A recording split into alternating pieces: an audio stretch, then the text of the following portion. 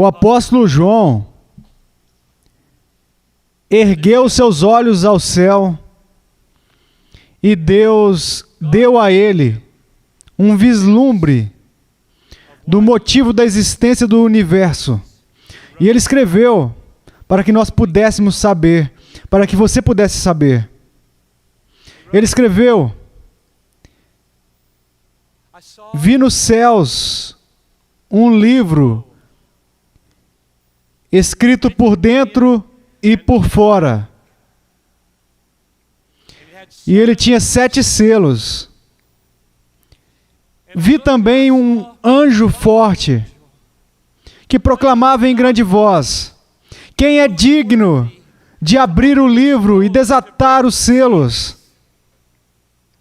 E ninguém nos céus, na terra ou debaixo da terra podia abrir o livro ou desatar os selos. E eu chorava muito, porque ninguém foi achado digno de abrir o livro ou de desatar os seus selos. Mas um dos anciãos me disse: não chores, o leão da tribo de Judá venceu, e ele é capaz de abrir o livro e desatar os seus selos. Então eu vi no meio do trono e dos 4 seres viventes e entre os anciãos um cordeiro de pé como tendo sido morto. Ele tinha 7 chifres, bem como 7 olhos, que são 7 Espíritos de Deus enviados por toda a terra. Ele veio e tomou o livro da mão direita daquele que estava sentado no trono. E quando tomou o livro da mão daquele que estava sentado no trono, os 4 seres viventes e os 24 anciãos prostraram-se diante do Cordeiro, tendo cada um deles uma harpa e taças de ouro cheias de incenso, que são as orações de todos os santos. E entoavam novo cântico, dizendo: digno és, pois foste morto, e compraste para Deus pessoas que procedem de toda tribo, língua, povo e nação, e para o nosso Deus os constituíste reino e sacerdotes, e reinarão sobre a terra. Então veja, e vi ao redor do trono anjos cujo número era de míriades e milhares de milhares, proclamando em grande voz: digno é o Cordeiro que foi morto de receber o poder e riqueza, e sabedoria e força, e honra, e glória, e louvor. Então ouvi toda criatura que há no céu e sobre a terra, debaixo da terra e sobre o mar, e tudo o que neles há, dizendo: aquele que está sentado no trono e ao Cordeiro, seja o louvor e a honra e a glória e o domínio pelos séculos dos séculos. E os seres viventes respondiam: amém! Também os anciãos prostraram-se e adoraram.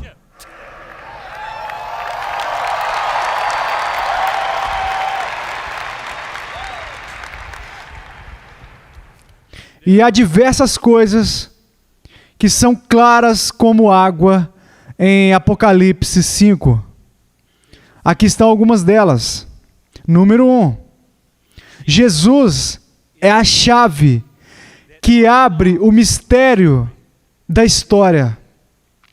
E quando a chave abre o mistério da história e ela é contada, ele passa a ser a realidade principal na história. Então ele abre o mistério da história e ele é o centro da história. Essa é a primeira coisa que está clara. Agora a segunda coisa. João nos conta que a razão pela qual Jesus é digno de abrir o mistério da história é que ele era um cordeiro imolado e um leão que venceu. Era o propósito de Deus que o centro da história do universo fosse um cordeiro semelhante a um leão e um leão semelhante a um cordeiro. Isso está claro. Número 3. A conquista de Jesus, quando ele triunfou, sendo imolado como cordeiro, comprou pessoas para Deus de toda tribo, língua, povo e nação, e as constituiu reis e rainhas para Deus, e as tornou sacerdotes para passar a eternidade louvando o Senhor Jesus. Isso está claro.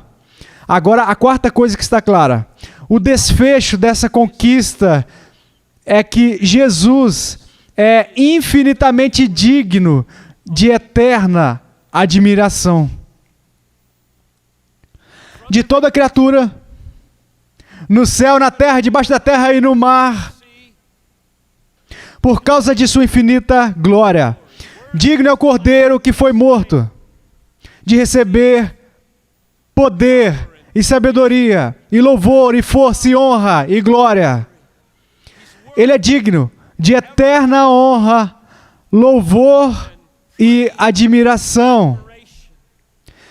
Eis outra maneira de dizer isso. O universo existe para mostrar o infinito valor de Jesus na ardente adoração de milhões de anjos e todas as criaturas e milhões dos que foram comprados de cada grupo étnico na terra.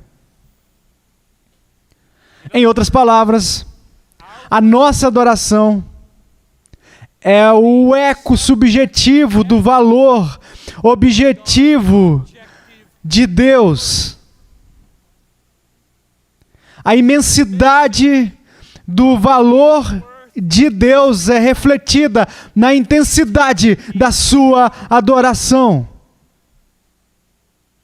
Nós fomos feitos para a admiração da excelência de Jesus.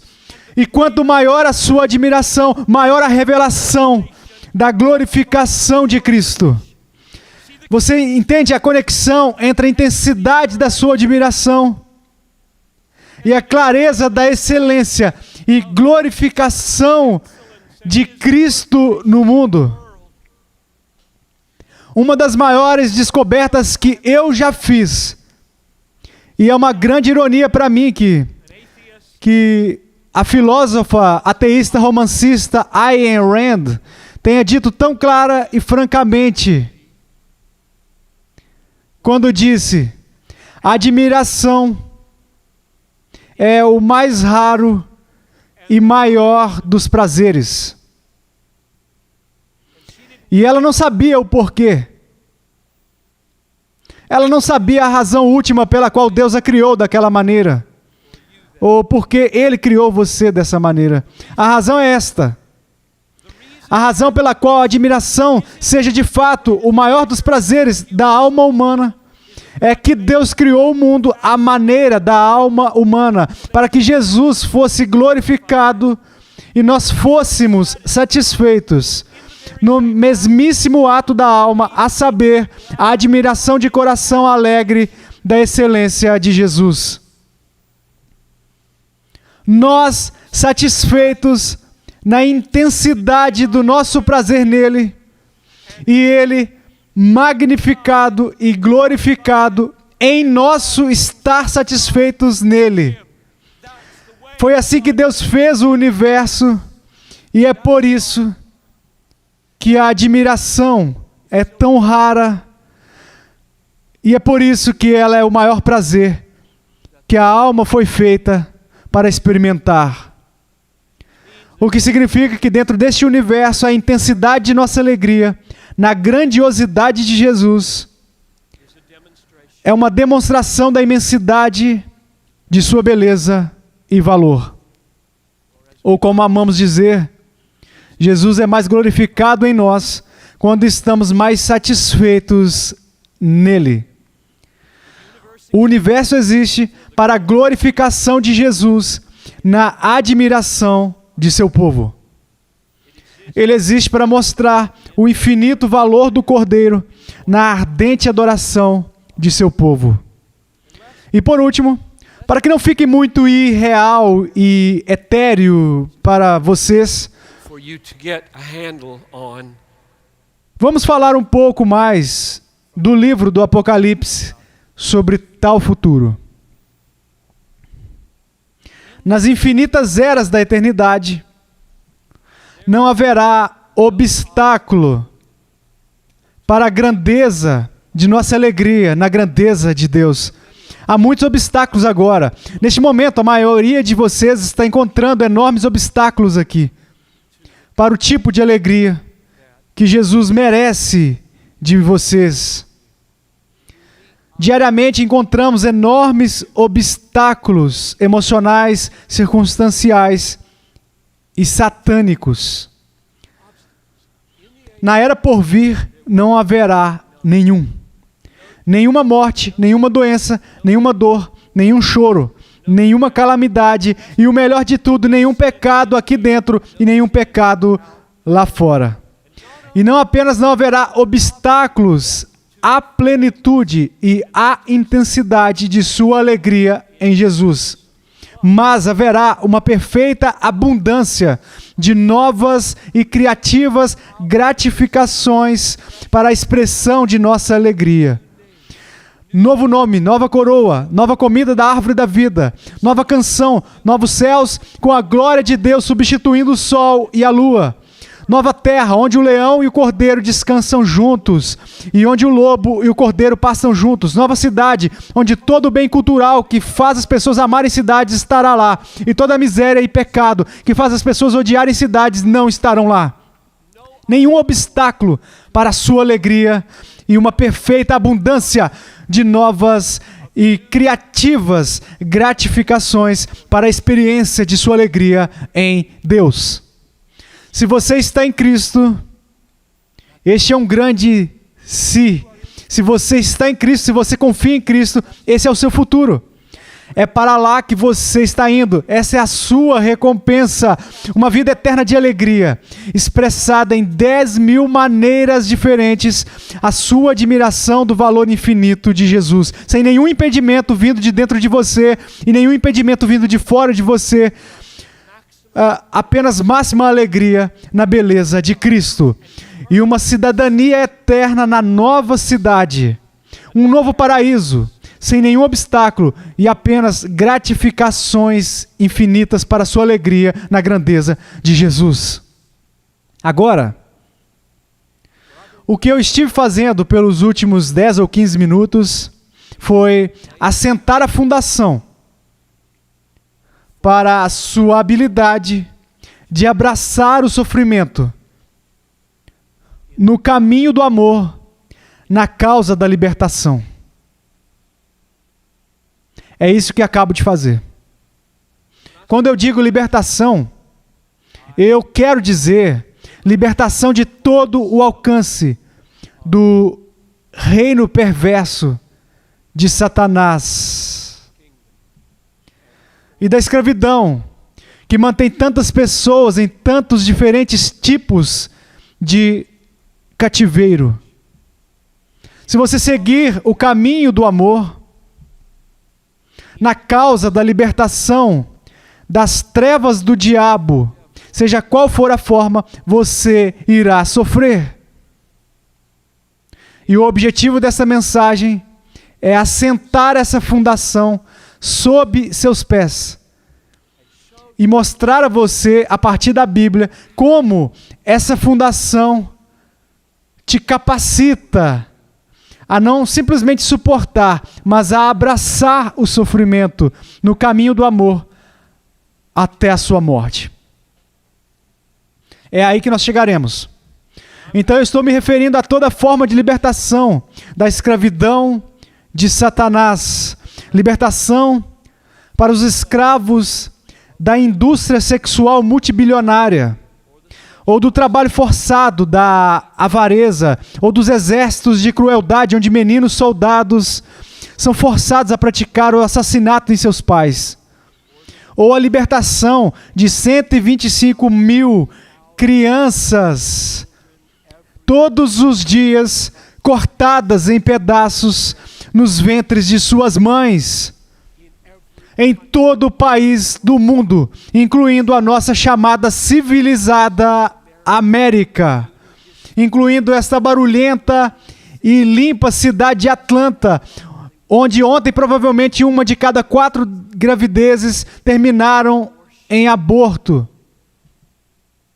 Eu me importo com esse tipo de escravidão. A escravidão dos abortistas e a escravidão daquelas que têm ouvido mentiras a respeito do que há dentro delas.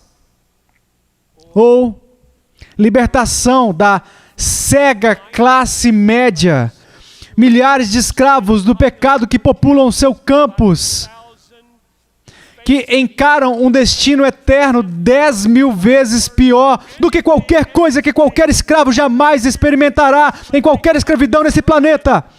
Vocês caminham entre essas pessoas todos os dias.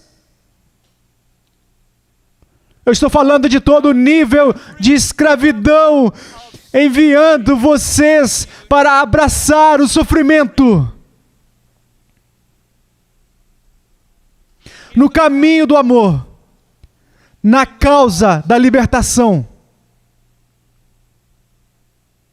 Se você seguir esse caminho, você irá sofrer. E eu não digo isso porque sou um profeta, eu digo porque a Bíblia diz isso repetidamente. Todos quantos querem viver piedosamente em Cristo Jesus serão perseguidos. Se chamaram Beelzebul ao dono da casa, quanto mais aos seus domésticos. Se perseguiram a mim, também perseguirão a vós. Não estranheis o fogo ardente que surge no meio de vós, destinado a provar-vos, como se alguma coisa extraordinária vos estivesse acontecendo, que ninguém se inquiete com essas tribulações, porque vós mesmos sabeis que estamos designados para isto. Muitas são as aflições do justo, e assim por diante, assim por diante, assim por diante. A Bíblia deixou claro, como água, se você anda no caminho da justiça, da compaixão e do amor, na causa da libertação, você vai sofrer. E o meu propósito nessa mensagem é assentar tal fundação sob os seus pés, para que você não apenas suporte o sofrimento, mas caminhe em direção a ele. E o abrace. Se você segue a Jesus no caminho do amor, você irá sofrer. Então aqui está o que nós faremos no tempo que nos resta. Vamos ao livro de Hebreus. Se você puder abrir a sua Bíblia, vai ser ótimo. Se você não puder, tá ok. Ok, escute. Vamos observar alguns versículos do capítulo 10, alguns versículos do capítulo 11 e alguns versículos do capítulo 12. E eu espero que pelo resto de sua vida, você seja capaz de dizer, e se você não viu ainda, eu vi um modelo de poder para sofrer em Hebreus 10, 11 e 12, que eu nunca tinha visto antes, e ele me serviu bem em minha vida de sacrifício desde o Passion de 2013. Então, esse é o meu objetivo. Deixe-me dar o modelo. Vou descrevê-lo e depois o veremos na Bíblia. Porque penso que o que este livro diz importa infinitamente. Mas deixe eu descrever onde chegaremos em 3 passos. E depois nós vamos àquelas 3 passagens e veremos esses 3 passos em cada uma delas. Número 1. Este é o modelo de poder para abraçar o sofrimento no caminho do amor pela causa da libertação. É disso que se trata. O seu coração alegremente entesourando a recompensa prometida, que eu acabei de passar 15 minutos descrevendo. Um novo paraíso, uma nova cidade, uma nova coroa, uma nova liberdade do pecado e o melhor de tudo, ver Cristo face a face, expressar de 10.000 novas maneiras a sua admiração por Ele.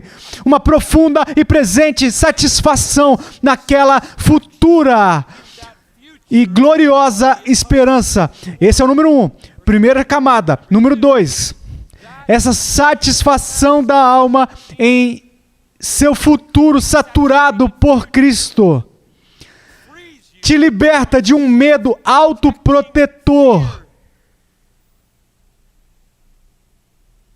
Terceiro, essa liberdade de um medo autoprotetor, autoengrandecedor e autogratificante te lança para abraçar o sofrimento na causa do amor pelos outros. Esses são os 3 passos. Vou repetir. Uma penetrante e inabalável satisfação na alma, na promessa do futuro cheio de Cristo. Número 2.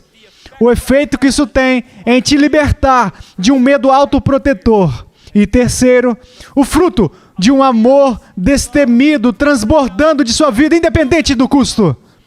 É isso que quero que vocês vejam na Bíblia. E isso é incrível. Essas passagens de Hebreus simplesmente me deixaram perplexo por anos.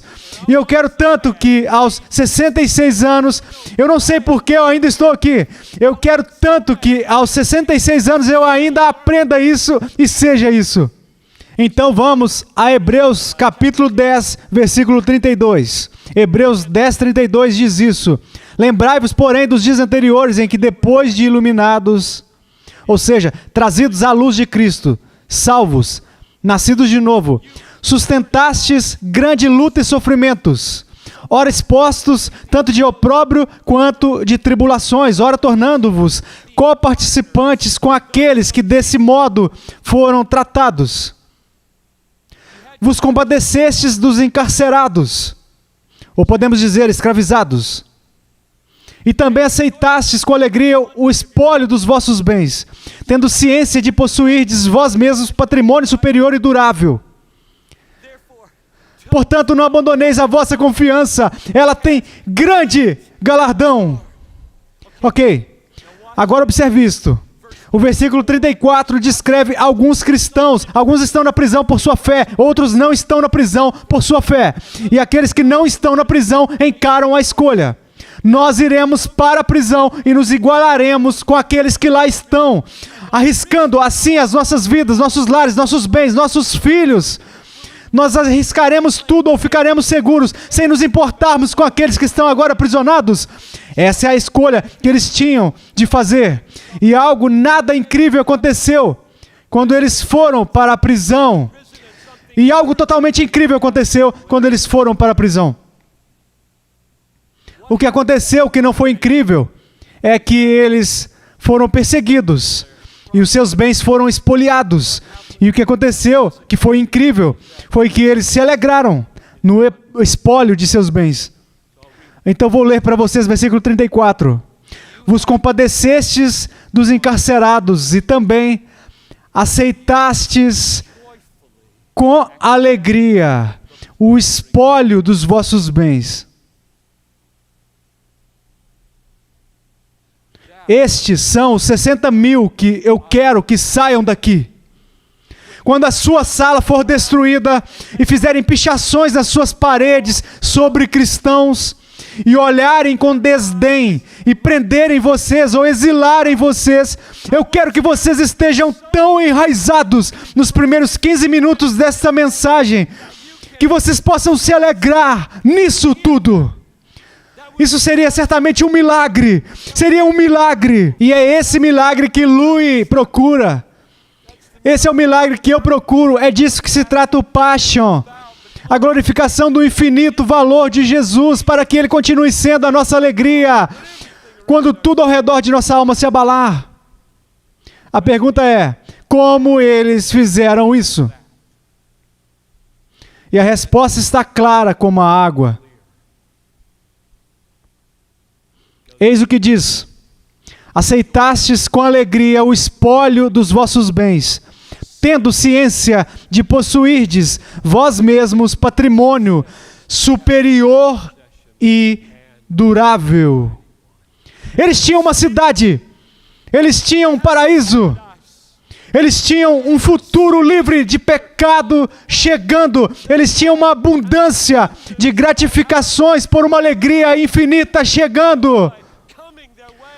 E isso invadiu suas vidas com tal incrível convicção que eles não precisavam se queixar, ou se preocupar, ou temer, ou ficar irados, ressentidos ou amargurados a respeito de sua perseguição. Eles se alegravam e cantavam a caminho da prisão. Este é o capítulo 10 e é totalmente incrível. A fundação deles foi assentada e nela eles tinham uma recompensa que era infinitamente melhor. Na tua presença, a plenitude de alegria, na tua destra, delícias perpetuamente. Nada que o mundo possa oferecer ou tirar pode se comparar com isso. E, portanto, estou livre do meu medo autoprotetor. Estou a caminho da prisão para o campo de escravos. E eu vou amar a partir desta esperança. Agora vamos ao capítulo 11. capítulo 11, versículos 24 a 26. Observe, de novo, é o mesmo modelo, procure por ele. Pela fé, Moisés, quando já homem feito, recusou ser chamado filho da filha de Faraó, preferindo. Que palavra incrível! Preferindo ser maltratado junto com o povo de Deus, a usufruir prazeres transitórios do pecado, porquanto considerou o opróbrio de Cristo por maiores riquezas do que os tesouros do Egito, porque contemplava o galardão. Exatamente o mesmo incrível argumento e modelo. Você pode estar se perguntando, provavelmente não, mas vou tratá-los como se estivesse se perguntando: por que você usou o termo abraçar o sofrimento com tanta frequência e não apenas suportar o sofrimento? Por que você continua falando que nós precisamos abraçar o sofrimento? E a minha resposta é o versículo 25. Moisés preferiu ser maltratado junto com o povo de Deus a usufruir prazeres transitórios do pecado. O sofrimento não se esgueirou até ele, de maneira que ele tivesse que suportá-lo inesperadamente. Ele olhou para o sofrimento bem na cara enquanto ele chegava, e ele caminhou em direção ao sofrimento e o abraçou pelos próximos 40 anos de sua vida. Ele escolheu amar esse povo a um enorme custo. Ele poderia ter permanecido no Egito com todo o possível prazer terreno enquanto vivesse. E ele disse: eu estou indo embora. Eu vou caminhar com esse povo que me afligirá constantemente, porque contemplo o galardão. Esses são transitórios, mas esse não. Então aí está o modelo. Moisés, satisfação da alma no futuro cheio do Messias, liberto do medo autoprotetor, para se entregar aos opróbrios de um povo em nome do Messias. E assim, ele libertou esses escravos do Egito, nessa esperança e nessa satisfação, e abandonou os prazeres terrenos. Capítulo 12. Esse é talvez o mais incrível e mais controverso, e o mais importante. Hebreus capítulo 12, versículos 1 e 2. Portanto, visto que temos a rodear-nos tão grande nuvem de testemunhas, desembaracemo-nos de todo o peso e do pecado que tenazmente nos assedia, e corramos com perseverança a carreira que nos está proposta, olhando para Jesus, o autor e consumador da fé, o qual, aqui vai, em troca da alegria que lhe estava proposta, suportou a cruz, não fazendo caso da vergonha, está assentado à destra do trono de Deus. Esse foi o maior ato de libertação que já aconteceu na história do mundo. O Filho de Deus sofrendo a agonia e a infâmia da cruz para carregar os nossos pecados e nos livrar da escravidão, da morte, do inferno e do pecado. Apocalipse 1:5, aquele que nos ama e nos libertou dos nossos pecados pelo seu sangue. Então, o maior ato de libertação, de liberação, aconteceu quando Jesus morreu em nosso lugar e carregou os nossos pecados e pagou a nossa dívida. E a pergunta é: como Deus homem possui os meios para abraçar a cruz e suportar a cruz? De onde isso veio?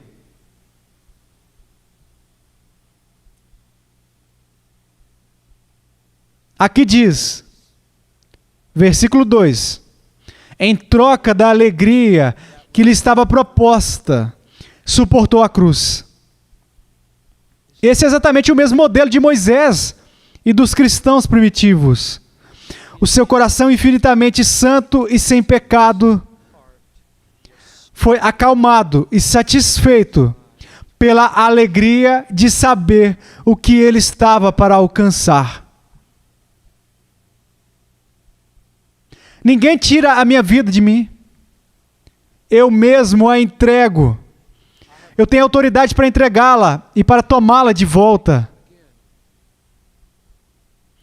Ele está caminhando para dentro desse sofrimento com os seus olhos bem abertos. E ele diz: o que me acalma, o que fortalece, o que me sustenta é a alegria que me está proposta de meu triunfo sobre o pecado, sobre Satanás, sobre o inferno e a morte, e meu ajuntamento de um número indizível de pessoas que passaram a eternidade comigo, desfrutando a mim e me adorando. Essa expectativa me fortalece e me faz completar o caminho. O mesmo princípio que lhe conduz, se você entende isso e vive nisso. Então, deixa eu resumir. Os cristãos primitivos alegremente abraçaram o sofrimento da libertação, pois eles tinham patrimônio superior e durável.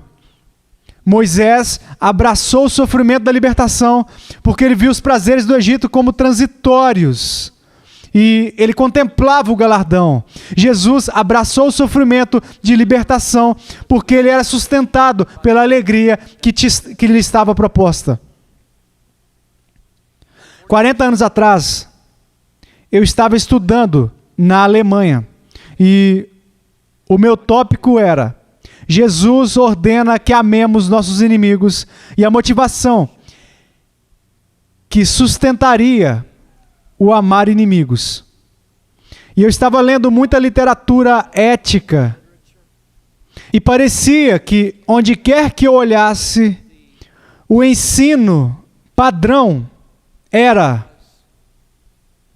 se você faz uma boa ação, por recompensa, você destruiu o que havia de bom na ação. E o argumento era que, se você faz um bem a alguém por causa de uma recompensa para si, você não está amando, você é egoísta. Foi um momento divisor de águas para mim. Um tipo de teste. E a minha conclusão foi: vocês, professores de ética, estão me dizendo, estão me provocando, estão me tentando a ser motivado em meus atos de amor por uma motivação maior do que a do meu Salvador? Isso é blasfêmia!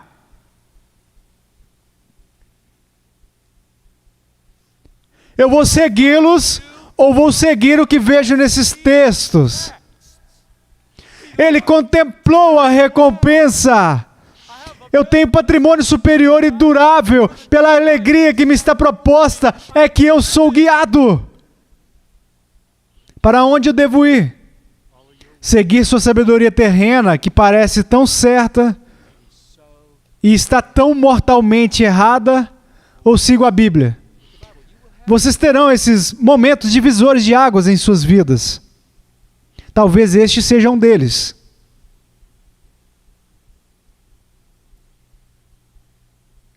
Toda a satisfação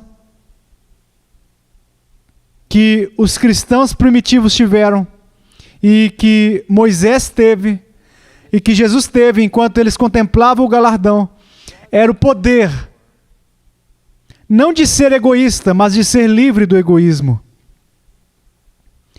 Isso os libertou da autoproteção, do medo, e os enviou.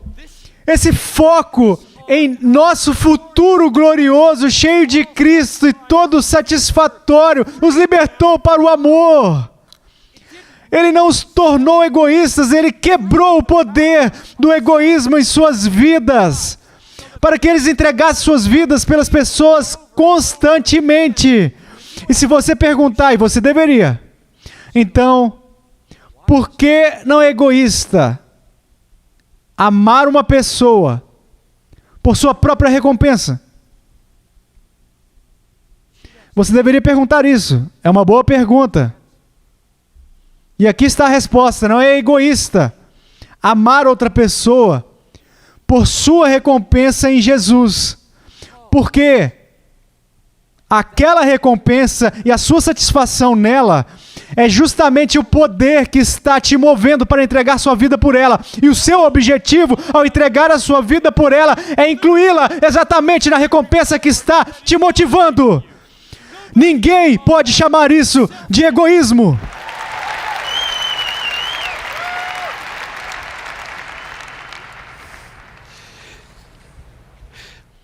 Deixa eu resumir e fechar. Essa mensagem começou com a exaltação de Jesus, e não apenas Jesus, digno como o cordeiro que foi morto, o leão de Judá, mas o Jesus que nos prometeu um futuro de uma nova cidade, um novo paraíso, uma nova coroa, novo céu e nova terra, onde não haverá qualquer obstáculo à nossa alegria, e abundância de gratificações por cada osso criado em seu corpo, para manifestar o valor dele por todo o bem que ele fez. Então, nos movemos para dizer: você irá sofrer se você andar no caminho do amor pela causa da libertação. A Bíblia diz isso, não eu. Então dissemos, há um modelo de como fazer isso. E o modelo tem 3 passos. A fundação da satisfação da alma, que vem de caminhar na presença desse glorioso futuro com Jesus, te libertando de um medo autoprotetor em direção ao poder. E terceiro, os atos sacrificiais de amor que libertam os cativos. Deixa eu fechar dessa maneira. Não é acidente que o mais incrível capítulo da Bíblia seja o esforço de Paulo por nos ajudar a suportar e abraçar o sofrimento por causa da segurança de nossa alegria futura. É dessa maneira que o capítulo termina. É o mais incrível capítulo da Bíblia, Romanos 8. E ele termina com esse tipo de esforço de assentar a verdade do apóstolo Paulo para ajudar 60 mil pessoas a abraçar o sofrimento por causa do amor, em vista de uma indestrutível esperança que é o relacionamento de Deus conosco em Jesus. E diz assim: que diremos, pois, à vista dessas coisas? Se Deus é por nós, quem será contra nós? Aquele que não poupou seu próprio filho, antes por todos nós o entregou, nos não dará graciosamente com ele todas as coisas? Quem tentará acusação contra os eleitos de Deus? É Deus quem os justifica. Quem os condenará? É Cristo Jesus quem morreu, quem ressuscitou, o qual está à direita de Deus e também intercede por nós. Quem nos separará do amor de Cristo? E aqui vai. Quem nos separará do amor de Cristo? Será tribulação, ou angústia, ou perseguição, ou fome, ou nudez, ou perigo, ou espada? Como está escrito, somos entregues à morte o dia todo. Fomos considerados como ovelhas para o matadouro. Não! Em todas essas coisas somos mais que vencedores por meio daquele que nos amou. Porque estou bem certo de que nem a altura, nem a profundidade, nem as coisas do presente, nem as do porvir, nem anjos, nem principados, nem potestades, nem qualquer outra criatura poderá nos separar do amor de Deus que está em Cristo Jesus, nosso Senhor.